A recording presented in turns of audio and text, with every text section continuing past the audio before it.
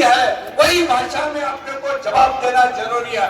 आने वाले समय में नेपाल में जो हुआ ये हिंदुस्तान में नहीं होगा, क्योंकि बाबा साहब अम्बेडकर की जो लोकशाही है, उसका जो संविधान है, ये भाजपा वाले बदलना चाहते हैं, लेकिन वो बदलने नहीं जाएगा। इसका महाराष्ट्र का हो या हिंदुस्तान का समाज हो, वो शांतिपूर्वक जरूर है, लेकिन अन्याय नहीं सहन करेगा। इसी बारे में ये जो नेपाल में हुआ, ये यहाँ इसीलिए नहीं होता कि बाबा साहब की संविधान पे चलने वाले तुम हम लोग हो, लेकिन ये नौजवान नगर सेवक के लिए जो खड़ा है, ये जो उम्मीदवार देखते हो,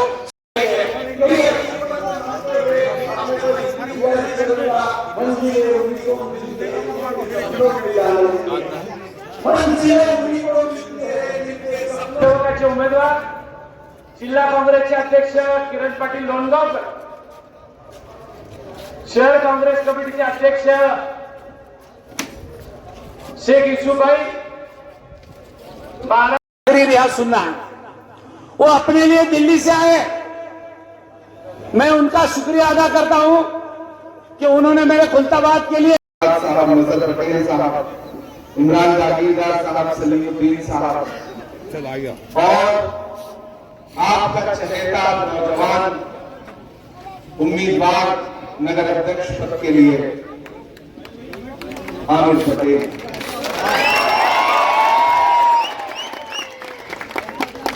खुलदाबाद के नौजवान साथियों, बुजुर्गों और जहां जहां तक मेरी आवाज जा रही है, माओ बहनों,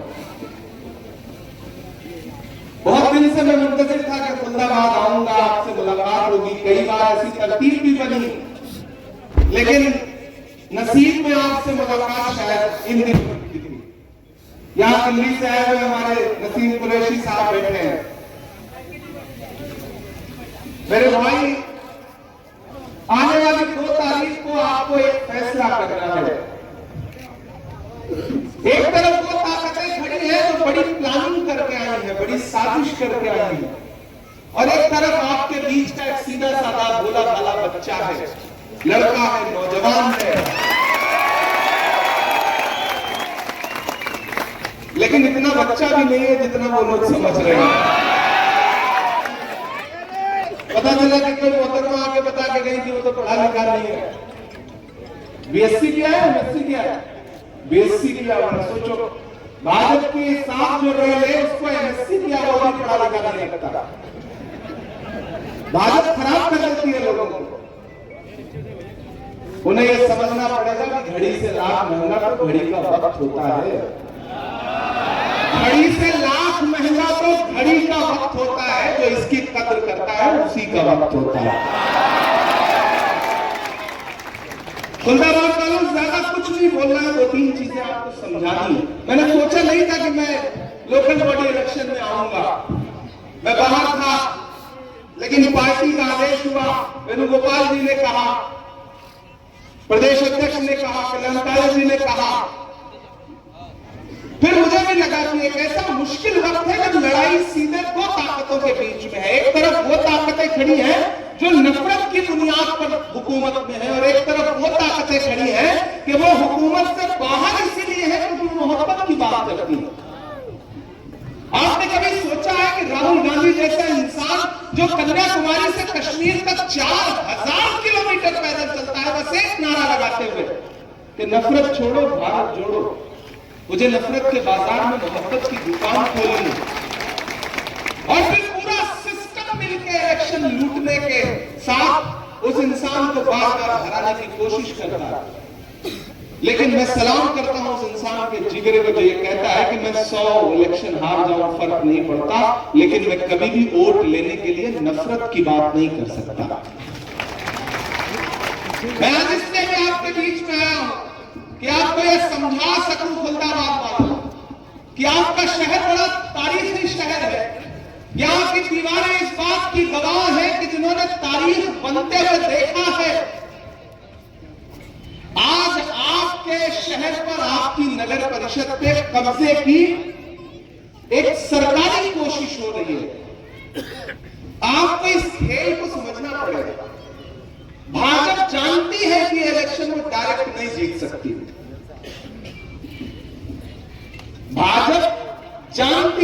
थोड़ी चीफ मिनिस्टर आकर के सभाएं कर रहा है, ऐसे ही थोड़ी चीफ मिनिस्टर घूम रहा है फरीदाबाद के छोटी छोटी जगहों पे। कभी सोचा आपने? भाजपा जानती है कि डायरेक्ट के इलेक्शन नहीं जीत सकती कांग्रेस के मुकाबले, तो फिर उन्होंने वक्त ठीक करने के लिए घड़ी वाले को बुलाया। ये खेल आपको समझना पड़ेगा। ये खेल सिर्फ यही नहीं चल रहा, ये खेल पूरे हिंदुस्तान में चल रहा है। जब भाजपा फंसती है, जब भाजपा को ये लगता है कि वो चुनाव नहीं जीत पाएगी, तो फिर वो अपने दोस्तों का सहारा लेती है। आप बहुत समझदार हैं, आप खुल्दाबाद के लोग हैं। मेरे हिस्से में तो गालियां इसीलिए आती हैं कि मैं इनके मुकाबले खड़ा हूं, मैं इनकी सियासत को बेनकाब कर रहा हूं पूरे हिंदुस्तान में, तो मेरे हिस्से में गालियां हैं। लेकिन मैं अपने आप को खुशनसीब मानता हूं कि आने वाली 20 साल के बाद जब मेरी नई नस्लें मुझसे पूछेंगी कि इमरान, जब मुल्क में नफरतों की 2 लाइन खींची जा रही थी कि एक तरफ हुकूमत से जुड़े हुए लोग होंगे और एक तरफ दूसरी विचारधारा के मानने वाले लोग होंगे, तब तुम कहां थे? तब मैं फख्र से सर उठा के कह सकूंगा कि मैं मोहब्बत के साथ खड़ा था, मैं नफरत के साथ नहीं खड़ा। टूटने और बिखरने का चलन मान लिया हमने, हालात से शीशे का बदन मान लिया। हम भी खड़े थे तकदीर के दरवाजे पर, लोग दौलत पे गिरे, हमने वतन मान लिया। उस लड़ाई को लड़ रहा हूं और इस लड़ाई में गालियां तो मिलेंगी, ताने तो मिलेंगे, हार भी मिलेगी, जीत भी मिलेगी, लेकिन डरना नहीं है।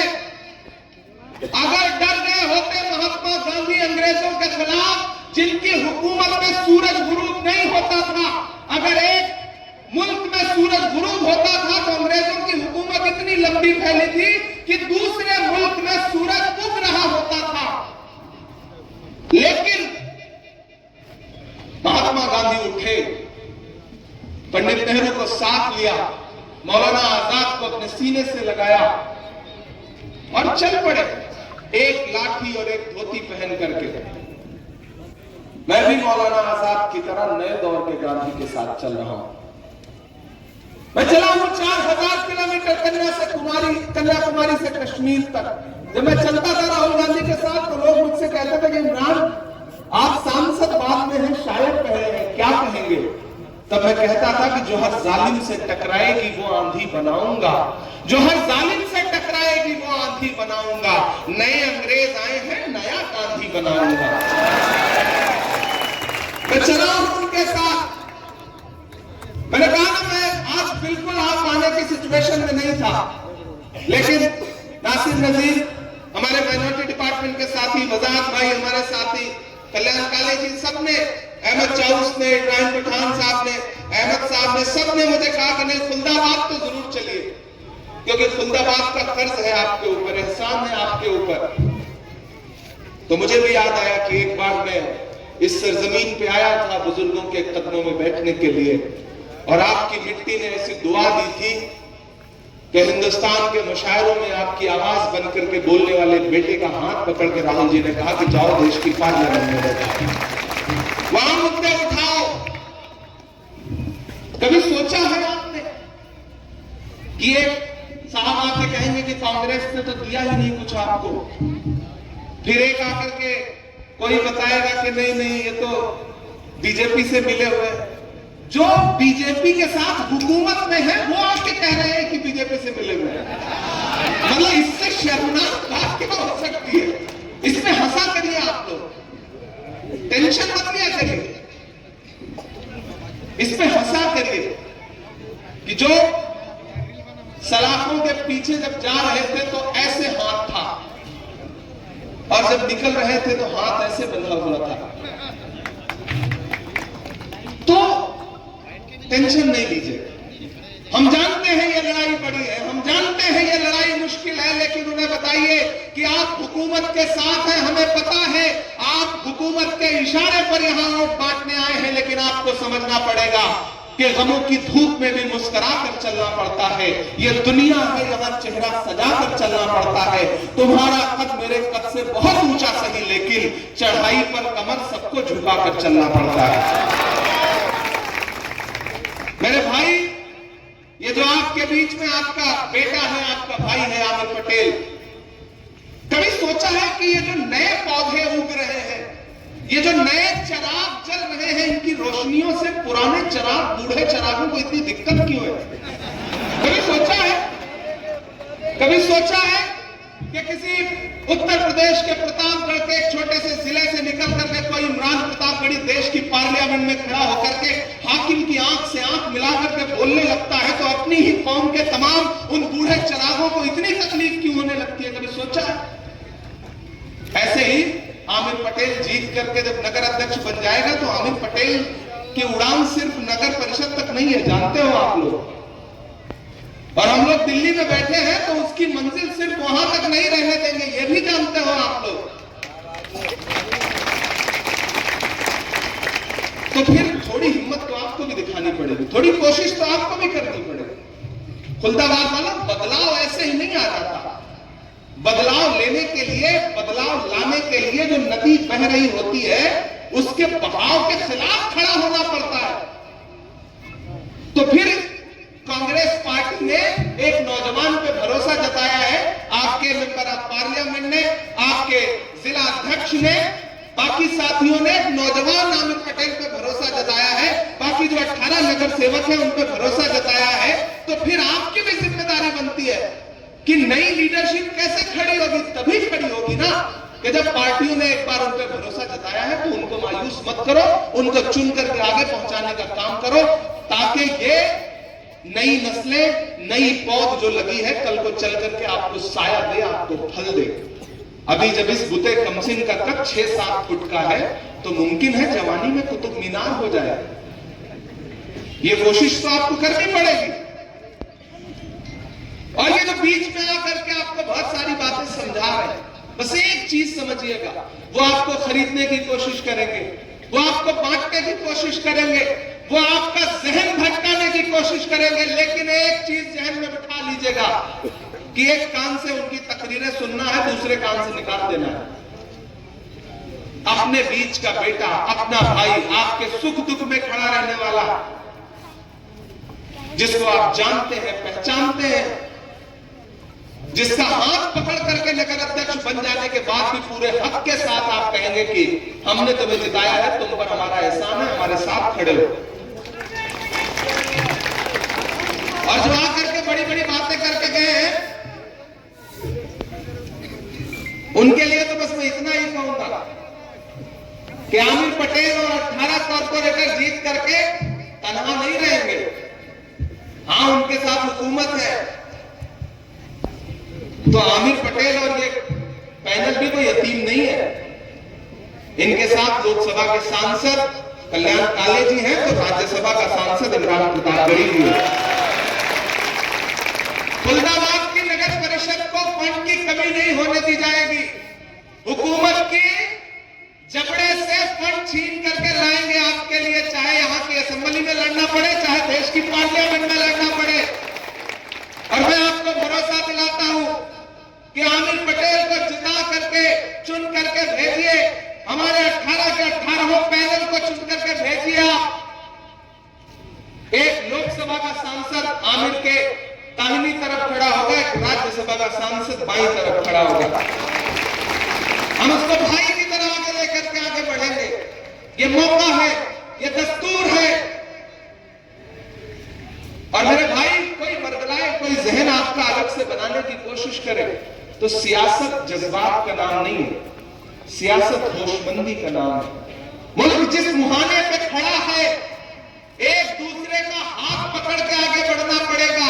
क्या हिंदू, क्या मुसलमान, क्या सिख, क्या ईसाई, अगर एकजुट होकर के आगे नहीं बढ़ोगे तो हुकूमतों के मंसूबे बहुत बुरे हैं। नफरत की सियासत करने वाले चाहते हैं कि लाइन खिंच जाए, एक तरफ 80% खड़े हो जाए, एक तरफ 20% खड़े हो जाए, क्योंकि इसी सियासत में उनका फायदा है। लेकिन हम आपसे कहते हैं कि मेरे भाई, नफरत का जवाब नफरत नहीं हो सकती, नफरत का जवाब मोहब्बत से दिया जाता है। खुलदाबाद वाला मैं तारीखी शहर में खड़ा हूं, एक तारीखी वाक्य आपको बताता हूं कि साउथ अफ्रीका के प्रेसिडेंट नेल्सन मंडेला को 27 साल जेल में रखा वहां की हुकूमत ने। तब वो प्रेसिडेंट नहीं थे, 27 ईयर्स जेल में रखा। वो बाहर निकले, आवाम में उनके लिए मोहब्बत थी, वो देश के प्रेसिडेंट बन गए। रेस्टोरेंट में खाना खाने गए। जब वो रेस्टोरेंट में अपने साथियों के साथ खाना खाने गए तो प्रेसिडेंट आया है, राष्ट्रपति आया है, तो बड़ा सा हॉल खोला गया, पूरा प्रोटोकॉल दिया गया और नेल्सन मंडेला बैठ गए खाना खाने के लिए। उनके साथी भी बैठ गए तो उन्होंने देखा कि कांच के उस पार जो दूसरा कमरा है, टेबल है, वहां पे एक इंसान सर झुका करके बैठा हुआ है। तो नेल्सन मंडेला ने अपने पटेल का काम तो आपने देखा है, किस तरह से लॉकडाउन में आमिर पटेल ने आपके लिए खिदमत की है, आपके बीच में खड़ा रहा है, ये भी आपसे छुपा नहीं। तो मैं आपसे कह रहा था साथियों कि जब नेल्सन मंडेला खाना खाने के लिए पहुंचे, 27 साल जेल में रहने के बाद प्रेसिडेंट बने थे, तो सामने उन्होंने देखा कि एक इंसान बैठा हुआ है। उन्होंने ओएसडी को बुला के कहा कि उसको अपने साथ बुला के बिठा लो, उसको खाना खिलाओ। अब प्रेसिडेंट का हुक्म था ओएसडी को, तो प्रेसिडेंट का ओएसडी उठ करके उस इंसान के पास गया और उससे कहा, प्रेसिडेंट ने कहा है आप अंदर बैठ के हमारे साथ खाना खाइए। खाना सर्व हुआ, खाना खत्म हुआ, वो इंसान उठा और सर झुका करके चला गया। ओएसडी उठ करके प्रेसिडेंट के पास आया, नेल्सन मंडेला के पास, और उनसे कहा, सर आपने ऑर्डर किया था, मैं उस इंसान को बुला लाया था, मैंने उसको खाना खिलाया, लेकिन पूरे खाने के दौरान वो चुप रहा, सर झुकाए रहा और उसका हाथ कांप रहा था, क्या वो बीमार था? तो नेल्सन मंडेला ने कहा, नहीं मैं उसको जानता हूं, वो बीमार नहीं था। मैं 27 साल जिस जेल में कैद करके मुझे रखा गया था, ये उस जेल का जेलर था, और जब ये मुझे टॉर्चर करता था, मैं पानी मांगता था तो ये मेरे ऊपर पेशाब करता था। आज जब इसने मुझे सामने देखा तो इसको लगा कि अब मैं प्रेसिडेंट बन गया हूं, मैं इससे बदला लूंगा, शायद इसलिए कांप रहा था। लेकिन इसको ये नहीं पता है कि नफरत का जवाब नफरत से नहीं दिया जाता। इससे अच्छा बदला कुछ और नहीं हो सकता था कि मैंने उसको बुलाकर अपने साथ खाना खिलाया। मेरे भाई, मुल्क मोहब्बत से चलेगा, मुल्क नफरत से नहीं चलेगा। आप कभी एनालिसिस करना कि आपके दिलों में, लोगों के दिलों में, सबके दिलों में नफरत फैलती रहे, इससे फायदा किसको होना है? उन्हीं ताकतों को जो नफरत की बुनियाद पे आपके बीच में आकर के सियासत करती है। इसलिए मेरी गुजारिश है साथियों कि राहुल जी ने आमिर पटेल पे भरोसा जताया है, बाकी साथियों पे भरोसा जताया है, और मैं आपका ईमान किताब गढ़ी हूं, आपके लिए सड़क से लेकर के संसद तक लड़ता रहता हूं। और याद रखना, जो आपको सिर्फ अपने अपने अपने की तकरीरें करे, उनसे पलट के एक सवाल पूछना कि जब इस देश में वक्फ का बिल आया, कल्याण काले जी यहां बैठे हैं, तो इस देश की लोकसभा में जब उस बिल पे वोटिंग हुई तो भाजपा के सपोर्ट में, यानी कि उस बिल के सपोर्ट में 288 वोट पड़े, लेकिन इस बिल के खिलाफ में 232 वोट पड़े, जबकि देश की लोकसभा में सिर्फ 24 मुसलमान सांसद हैं। तो कभी दिल में हाथ रख के पूछना कि उस बिल के खिलाफ वोट देने वाले जो बाकी 208 मेंबर ऑफ पार्लियामेंट थे, वो तो इस देश के हिंदू भाई थे, सिख भाई थे, ईसाई भाई थे, दलित भाई थे या नहीं थे? अगर 24 तुम्हारे लोग उस देश की पार्लियामेंट में थे, उनको तो उस बिल के खिलाफ खड़े ही रहना था, लेकिन 208 लोगों की मेंबर ऑफ पार्लियामेंट की मोहब्बत को कैसे पामाल कर सकते हो आप लोग? रात के 2:30 बजे उस बिल के खिलाफ वोट देने के लिए लोकसभा में अगर कल्याण काले जी बैठे थे तो राहुल गांधी जी भी बैठे थे। वो बिल जब राज्यसभा में आया तो उस बिल के सपोर्ट में अगर 128 वोट पड़े तो उस बिल के खिलाफ में राज्यसभा में 95 वोट पड़े, जबकि राज्यसभा में 10 के आसपास मुसलमान एमपी हैं। तो बाकी जो 85 वोट थे वो किसके थे? इस देश के हिंदू भाइयों के, दलित भाइयों के, ईसाई भाइयों के, सिख भाइयों के। मेरे भाई, मुल्क मोहब्बत से चलेगा, मुल्क एक जहती से चलेगा। याद रखिएगा, क्योंकि अगली सभा के लिए निकलना है, इसलिए बहुत लंबी तकरीर नहीं करूंगा। लिखा करके, चुन करके आगे भेजिए। जब भी खुलदाबाद नगर पालिका को किसी निधि की, किसी फंड की जरूरत पड़ेगी तो इसको पूरा हक रहेगा कि ये कल्याण काले साहब का भी लेटर पैड है और इमरान प्रताप बड़े का भी लेटर पैड है। और मैं बहुत दूर से चल के आया हूं। खुदा ने मुझे शायरी का हुनर दिया तो मैंने महबूबा के जुल्म और अनशन को शेर नहीं किया।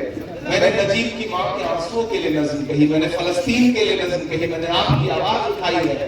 इसलिए मेरा आप पर हक है, उस हक की बुनियाद पर कह रहा हूं कि जब मैं हाकिम की आंख से आंख मिला करके पार्लियामेंट में उससे सवाल पूछता हूं कि हम ही को कातिल कहेंगे कि दुनिया हमारा ही कत्लेआम होगा, हम ही कुएं खोदते फिरेंगे, हम ही को पानी हराम होगा, तो उस वक्त मैं डरता नहीं हूं और ये चीख चिल्ला के बताता भी नहीं हूं, बस आपकी बात कह देता हूं, लड़ जाता हूं, बोल देता हूं। मैं डरा नहीं, मैं छुपा नहीं, कहीं छुप छुपा के खड़ा नहीं। जो डटे हुए हैं महासुर मुझे उन सबको में तलाश कर। तो साथियों, आपसे गुजारिश है, एकजुट होकर के खड़े होइए। मैंने सुना है कि मेरी शायरी पे भी तंज किया गया कि शायर है, आते हैं शायरी सुनाते हैं। उनको ये पता ही नहीं है कि हमारी शायरी सुन करके उनके जो दिल्ली वाले आता है वो परेशान रहते हैं। हम तो उनसे भी कहते हैं कि जख्म पर जख्म खा के निकले। आप धूप में बैठे में थक तो नहीं है, तो मुझे लगना चाहिए मैं फरीदाबाद में खड़ा हूं कि जख्म पर जख्म खा के निकले हैं, हम अगर मुस्कुरा के निकले हैं, सर झुकाने का हुक्म जब आया, सर झुकाने का हुक्म जब आया और भी सर उठा के निकले हैं, नारे हक लगा के निकले हैं, नारे हक लगा के निकले हैं। और मेरा ईमान और मेरा यकीन बोल रहा है कि हर सितम का जवाब आएगा, देखना इंकलाब आएगा। तैयार रहना चौथी लाइन के लिए कि हर सितम का जवाब आएगा, देखना इंकलाब आएगा। अच्छे दिन का किए थे जो वादा, उनका दिन भी खराब आएगा, उनका दिन भी खराब आएगा। हम तो निकले हैं मुस्कुराते हुए और वो तिल मिला के निकले हैं, नारे हक लगा के निकले हैं, नारे हक लगा के निकले हैं। एक नौजवान आपके बीच में सियासत की पहली सीढ़ी पर खड़ा है। ये लॉकडाउन में आपके लिए खड़ा था, आपके सुख दुख में आपके लिए खड़ा था। अब इसको मायूस मत करना। कोई आ रहा है, तकरीरें सुना रहा है, सुन लो, पैसा दे रहा है, चुपचाप जेब में रख लो, लेकिन वोट डालो पटेल को, ये देना जा सकता है। फुलकाबाद शहर नौजवानों का और एक सेहतमंद लोगों का, सेहतमंद नगर पालिका में जाने वाले लोगों का शहर है। ये शहर आपकी दुआएं देता है। घंटे से बैठे हुए, धूप के अंदर बैठे हुए आप तमाम का दिल की गहराइयों से कांग्रेस पार्टी फरीदाबाद और कांग्रेस पार्टी औरंगाबाद और कांग्रेस पार्टी महाराष्ट्र और देश की पार्टी आपका दिल से शुक्रिया अदा करती है। अब आने वाली 2 तारीख को आप ये बटन दबाकर कांग्रेस का पंजे पे वोट डालकर सब दुश्मनों को, नफरत वाली पार्टियों को ये बता दे कि हम हिंदुस्तानी हैं, हम हिंदुस्तान के रहने वाले हैं, हम भाईचारा के रहने वाले लोग हैं। हमारे शहर में भाईचारा है, हम एक दूसरे से मिलजुल के रहने वाले लोग हैं, हम नफरत की राजनीति को खत्म करने वाले लोग हैं। अब नफरत के लोगों को सबक सिखाएंगे इंशाअल्लाह। आने वाली 2 तारीख को पंजे की निशानी पर बटन दबाकर भारी अक्सर से, भारी मतों से सभी उम्मीदवारों को और नौजवान नगर देश को कामयाब करे। शुक्रिया, जज़ाकल्लाह, खुदा हाफिज।